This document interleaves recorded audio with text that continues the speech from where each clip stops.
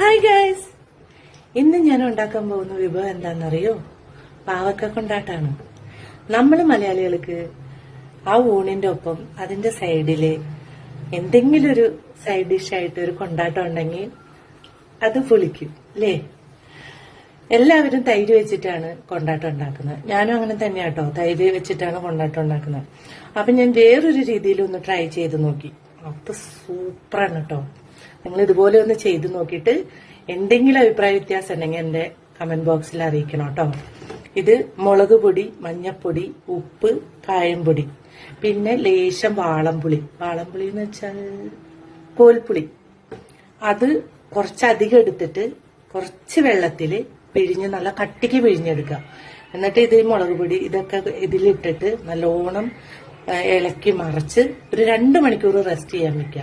അതിനുശേഷം വെയിലത്ത് വെച്ച് ഉണക്കുക. എന്നിട്ട് നിങ്ങളത് വറുത്ത് കഴിച്ചു നോക്കി, സൂപ്പർ ടേസ്റ്റാ. എല്ലാവരും ഇതുപോലെ ചെയ്ത് നോക്കിയിട്ട് എന്നെ ഫീഡ്ബാക്ക് അറിയിക്കണം കേട്ടോ, മറക്കരുത്. ഞാനൊന്ന് കാണിച്ചു തരാം. ക്യാമറ പിടിക്കാൻ ആരുമില്ല, ഞാൻ തന്നെ ചെയ്യണം കേട്ടോ. ഒരു മിനിറ്റ്.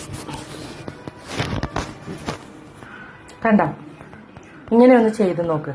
ഒരു 2 മണിക്കൂർ റെസ്റ്റ് ചെയ്യാൻ വെച്ചിട്ട് അതിനുശേഷം വെയിലത്ത് വെച്ച് ഉണക്കാൻ മതി കേട്ടോ. എന്നിട്ട് സൂപ്പറായിട്ട് കഴിച്ചേക്ക്. എന്നെ ഫീഡ്ബാക്ക് അറിയിക്കാൻ മറക്കരുത്. ഓക്കെ.